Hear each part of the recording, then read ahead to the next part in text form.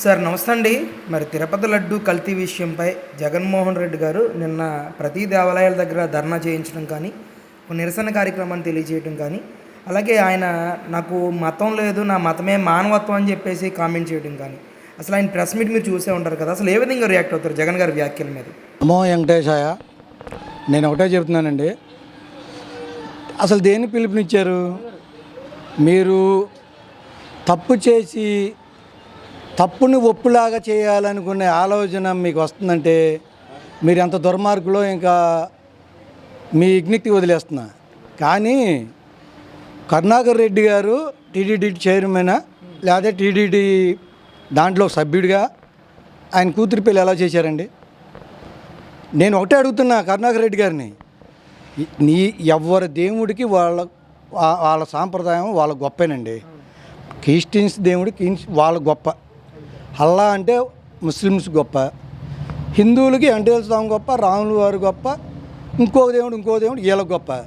కానీ నువ్వు ఒక్క చైర్మన్గానే ఉండి నువ్వు కూతురు పెళ్ళి ఎలా చేసావు? ప్రజలు చూడలేదా? అసలు నువ్వు మాట్లాడటానికి నీకు అర్హుడువేనా అసలుకి కరుణాకర్ రెడ్డి? నీకు అసలు మానవత్వం ఉందా అసలుకి?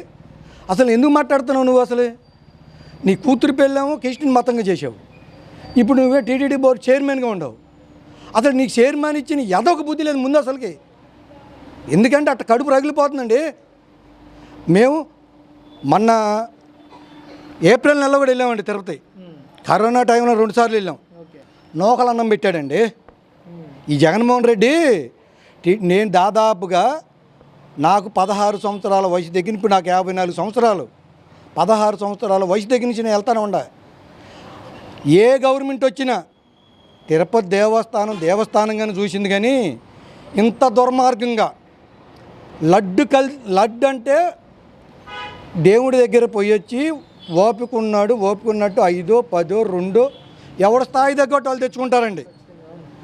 దాన్ని తెచ్చుకొని దేవుడు పెట్టుకొని ఇళ్ళమ్మటాలకి, బంధువులకి, లేదా ఫ్రెండ్ సర్కిల్లో పంచుకుంటారండి. అది మేము హిందువులు పవిత్రంగా కళ్ళ కత్తుకొని తింటాం. అలాంటి దాన్ని నువ్వు ఒక ఎలక రక్తం సమురేంది, పంది సమురేంది, ఒక గేదెల చనిపోతే ఆటి సమురితో చేసి మా భక్తిని ఎంత నీచంగా తయారు చేసావంటే, నీకు ఇష్టం లేకపోతే మానేసాయి జగన్మోహన్ రెడ్డి. నీకు ఇష్టం లేకపోతే ఆ దేవస్థానానికి వెళ్ళొద్దు. నువ్వు వెళ్ళకపోయినా ప్రజలు బాధపడరు, ఎందుకంటే నువ్వు నమ్ముకున్న దేవుడు నీకు గొప్పే. అక్కడికి వెళ్ళు, నువ్వు నీ దేవుణ్ణి పూజించుకో, తప్పులేదు.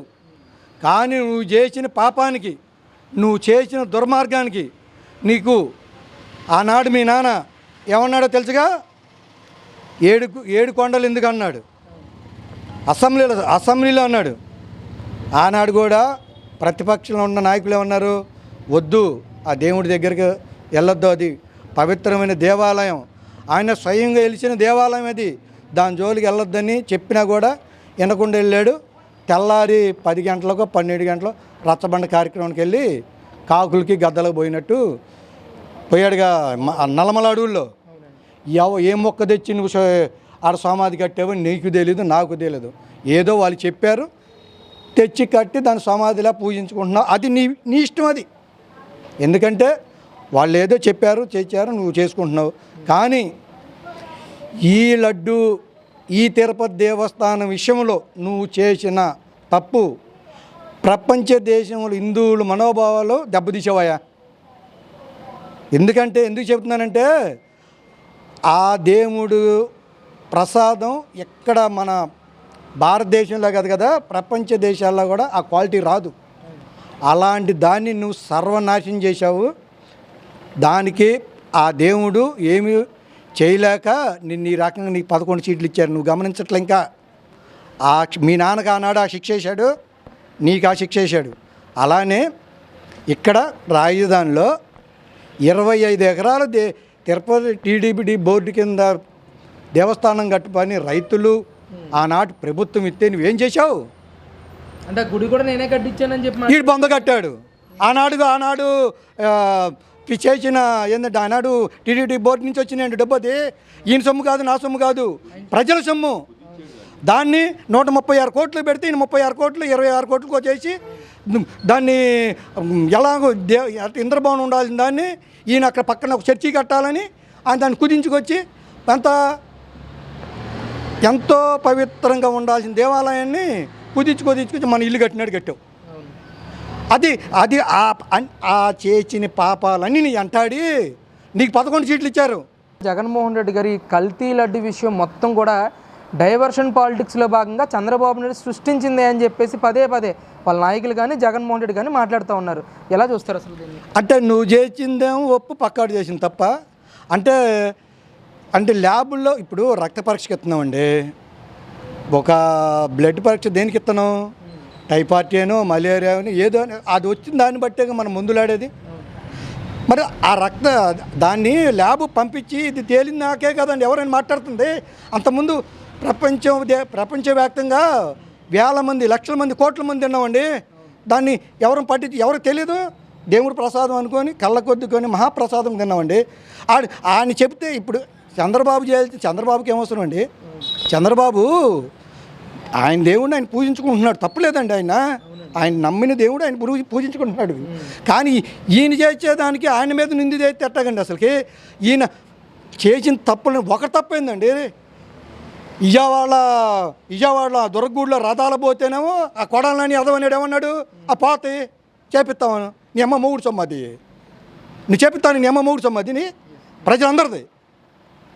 అక్కడ రథం తగలబడిపోతే ఏమన్నాడు? ఆ రథం పోయింది, చేపిస్తాం. ఎవడు సొమ్మది? ప్రజల సొమ్మే కదా. అలానే అంటే ఈరోజు కూడా మరి కొడాలి నాని మాట్లాడుతున్నారు, చంద్రబాబు నాయుడు దుర్మార్గుడు కాబట్టే ఈరోజు ఇలాంటి రాజకీయానికి తెరలేపాడని చెప్పేసి ఆయన నొక్కాడించి మాట్లాడుతున్నారు కొడాలి నాని. యాదవ్లో ఏం మాట్లాడతారో అసలు వాళ్ళకి తెలియదు. ఎందుకంటే రాజ్యాంగం తెలియదు, ప్రజల మనోభావాలు తెలియదు. కర్మకాలి మనం 2019లో ఎన్నుకున్నందుకు అనవగిచ్చాం. ఇప్పుడు ఒకటేనండి, లడ్డు విషయంలో మమ్మాడి తప్పు జరిగిందండి. జరిగింది కాబట్టే ల్యాబ్ ద్వారా ల్యాబ్ ద్వారా వచ్చింది కాబట్టి ప్రజల మనోభావాలు దెబ్బతిన్నాయి. వాడు ధర్నా చేస్తే మేము ఊరుకుంటామా? దేనికి చేస్తున్నావు? మేము హిందువులం కదా. క్రిస్టియన్ క్రిస్టియన్ వాళ్ళు ప్రేమించినట్టు అల్లా దేవుని వాళ్ళు ప్రేమించినట్టు మా దేవుని మేము ప్రేమించకూడదా? తప్పది. మేమంటే ఎందుకు చేయనియాలి? మేము చేయనివ్వండి. మేము ఎదుర్కొంటాం. నీ ప్రభుత్వం ఉన్నప్పుడు నువ్వు ఎంత సాగించుకున్నావో మాకు కూడా అవకాశం వచ్చింది కదా, మేము సాగించుకోమా? సాగించుకోని అవసరం మాకు లేదా?